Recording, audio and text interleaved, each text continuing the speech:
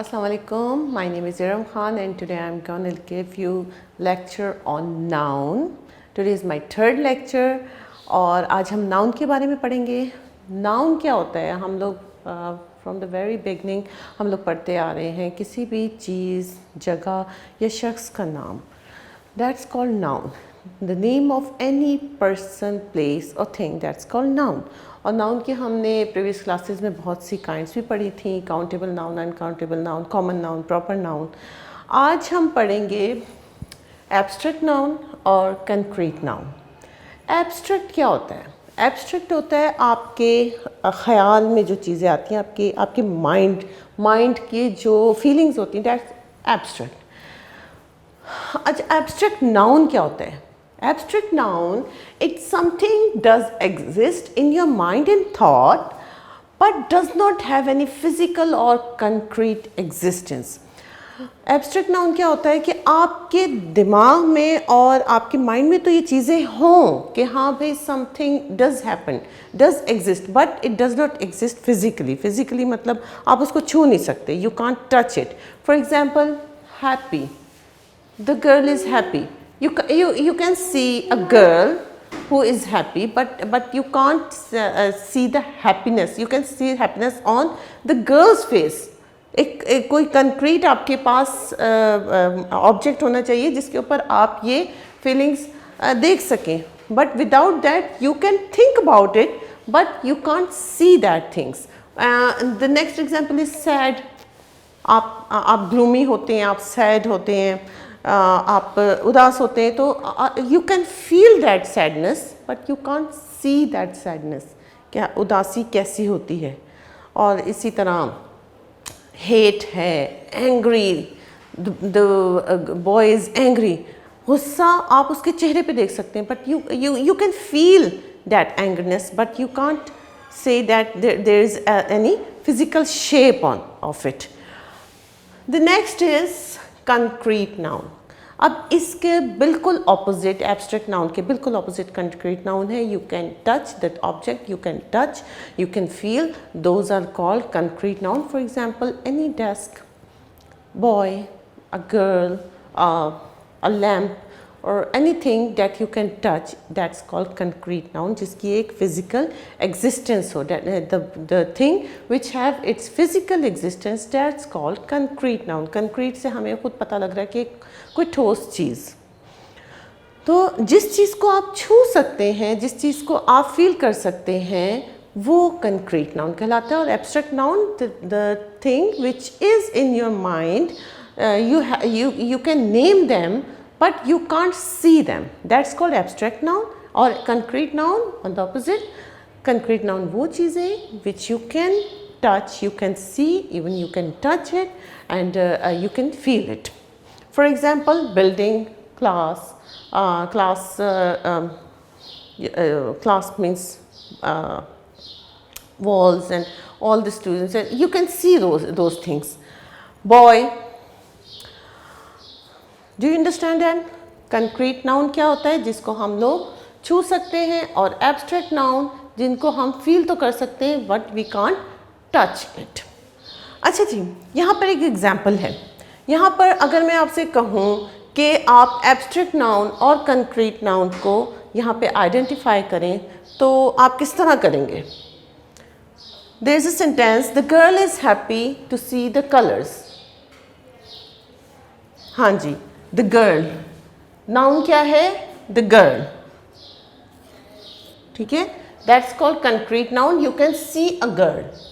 और she what she is doing, she is happy.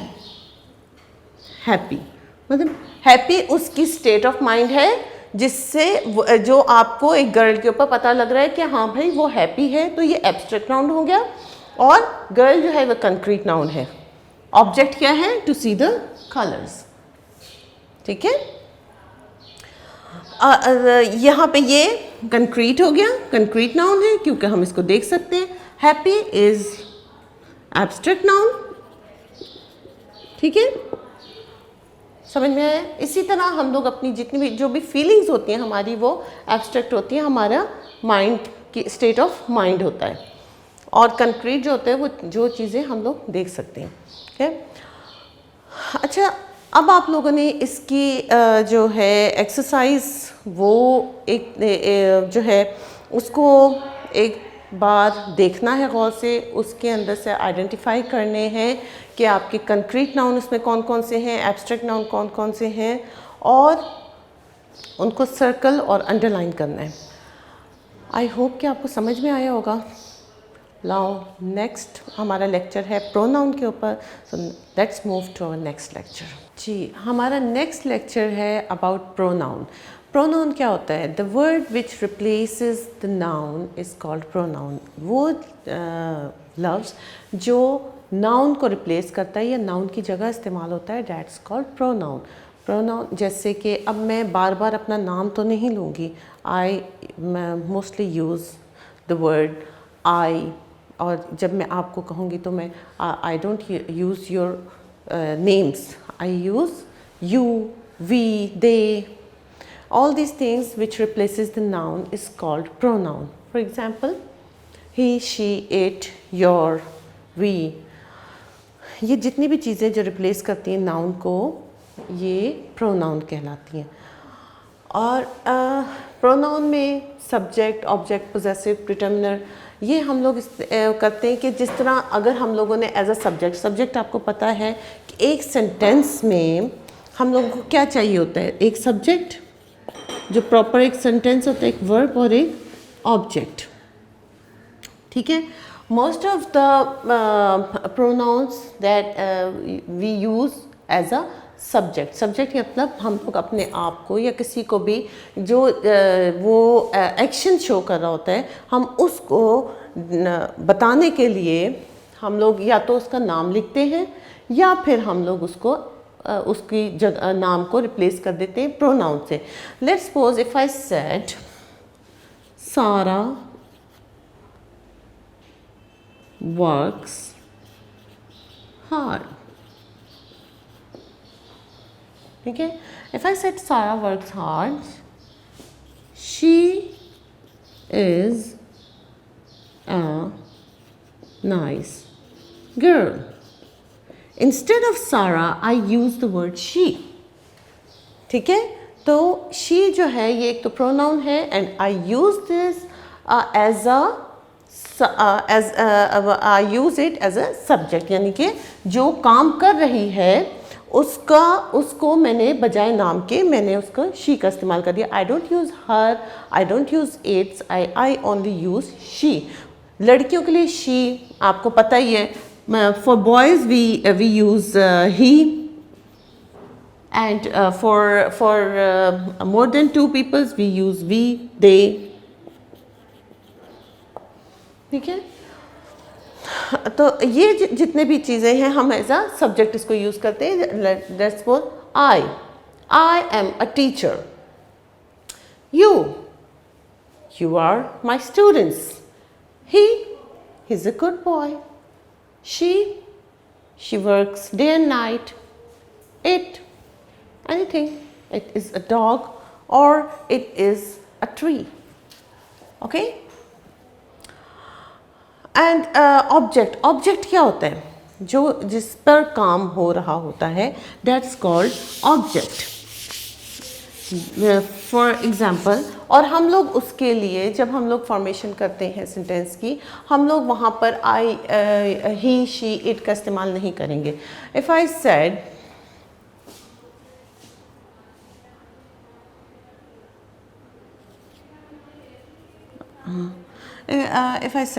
let's suppose if I said this book belong to you. ठीक है, this book is a subject, okay, belongs is a verb, and this one is an object to you. ठीक है, ये object है। तो हम लोग जब किसी भी चीज़ को हम लोग डिफ़ाइन कर रहे होते हैं कि किसकी चीज़ है, किस चीज़ के ऊपर काम हो रहा है, दैट्स कॉल्ड ऑब्जेक्ट। तो जब हम एज प्रोनाउन को एज एन ऑब्जेक्ट यूज़ करेंगे तो हम लोग कभी भी ही शी इट का ही शी का इस्तेमाल नहीं करेंगे।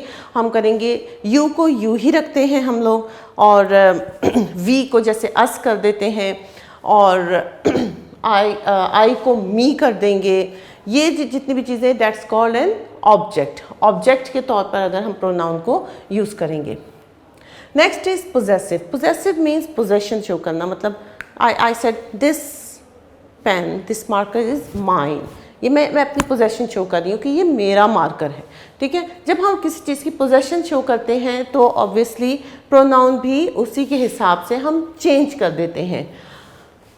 आई मी का mine, this pen is mine, this book is yours. I don't say this book is your, I said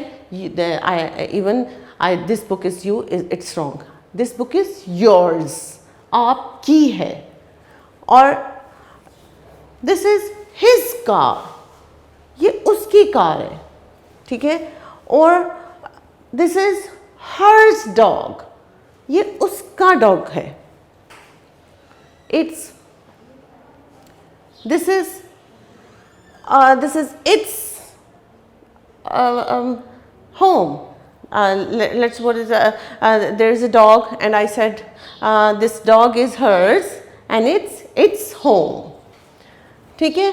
इसमें ये आपकी पोजेशन शो हो रही है, आपकी पोजेसिवनेस। जब आप किसी की पोजेशन शो करते हैं तो हम लोग जब प्रोनाउन यूज़ करते हैं तो हम लोग इस टाइप के प्रोनाउंस यूज़ करते हैं। There are lot of others, लेकिन हम लोग फ़िलहाल इतने ही पढ़ेंगे। और एक होता है डिटर्मिनर। डिटर्मिनर क्या होता है? जो चीज़ को डिटर्मिन कर रहा होता है, जो कोई किसी चीज़ का बता रहा होता है।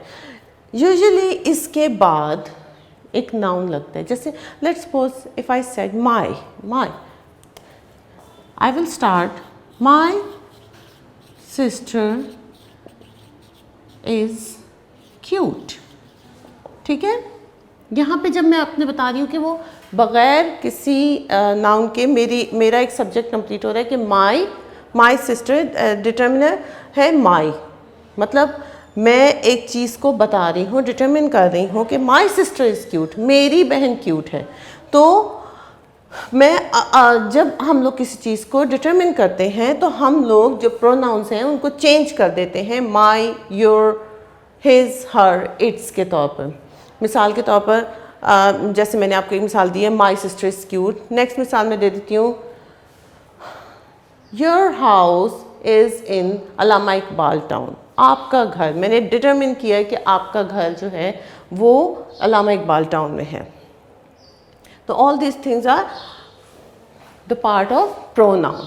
पहले हम लोग जब सब्जेक्ट के तौर पे यूज़ करते हैं तो हम लोग आई, यू, ही, शी, इट के तरह यूज़ कर लेते हैं। ऑब्जेक्ट मतलब कि जिस चीज़ के ऊपर काम हो रहा होता है, जब हम लोग उसको यूज़ करते हैं तो हम लोग उसकी चेंज कर देते हैं उसको। आई का मी, यू का यू ही रहने देते हैं, ही का हिम कर देते हैं, शी का हर कर देते हैं, और इट को इट ही रहने देते हैं, ठीक है।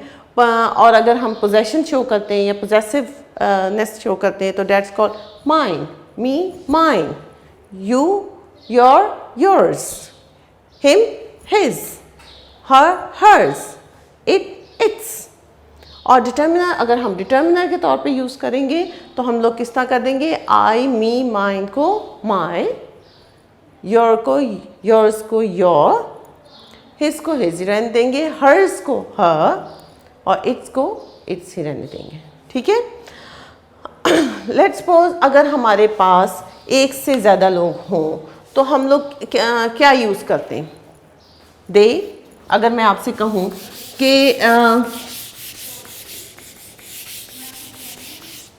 मैन है, एक वर्ड है मैन, इसको प्रोनाउन में चेंज करें तो आप किस तरह करेंगे? क्या यूज़ करेंगे? इट, शी, आई या ही? बिकॉज मैन एक आदमी है, मैस्कुलिन है, तो हम लोग उसके लिए ही यूज़ करेंगे। If I said my mother and change it into pronoun, आप लोग इस तरह कैसे चेंज करेंगे? माई मदर, माई तो ऑलरेडी एक प्रोनाउन है आपके पास, कौन सा प्रोनाउन है इसमें से? डिटर्मिनर, क्योंकि आप डिटर्मिन कर रहे हैं कि मेरी मदर, तो फिर आप लोग क्या करेंगे? My mother. और अगर मैं कहूँ कि माई मदर को आप मदर जो हैं उनको प्रोनाउन में चेंज करें, माई मदर इज़ कुकिंग, ठीक है। और मैं कहूँ कि इसको आप चेंज करें प्रोनाउन में, तो आप क्या करेंगे? आप कहेंगे she is cooking because she is a women, तो आप उसको शी में तब्दील कर लेंगे, ठीक है। Dog is running, dog. For animals we use it, it is running, ठीक है। Instead of noun we use some words which are called pronoun, जो कि नाउन को रिप्लेस करते हैं। हम बार बार नाम नहीं लेंगे, हम उसके साथ ही शी इट का इस्तेमाल करेंगे। Those are called pronouns. तो प्रोनाउंस की भी आगे से कुछ काइंड्स होती हैं और वो ये काइंड्स हैं और हम उनको इस तरह चेंज कर सकते हैं। जैसे मैंने आपको बताया, आई को एज एन सब्जेक्ट हम आई यूज़ करेंगे, ऑब्जेक्ट मी यूज़ करेंगे, पोजेसिव में माइन यूज़ कर लेंगे और डिटर्मिनर में माई, ठीक है। इसी तरह हम लोग इसको यूज़ करते हैं और आगे जाके इनको सेंटेंसेस में यूज़ करते हैं। अच्छा, जितने भी ये नाउन, प्रोनाउन, वर्ब, एडवर्ब होते हैं और there are lot of other kinds, तो वो क्या कहलाते हैं? They are called part of speech, part of speech. हमारे बोलने के जो पार्ट्स हैं उसको, स्पीच जो है उसके पार्ट्स को हम लोगों ने एक नाम दिया हुआ है। हर लफ्ज़ का एक नाम है, उस लफ्ज़ की एक प्लेस वैल्यू है, and all these things are called part of speech. आज हम लोगों ने नाउन पढ़ा था और प्रोनाउन पढ़ा था। नेक्स्ट में हम लोग कंजंक्शन पढ़ेंगे और प्रेपोजिशंस पढ़ेंगे इंशाल्लाह। टिल द नेक्स्ट, अल्लाह हाफिज़।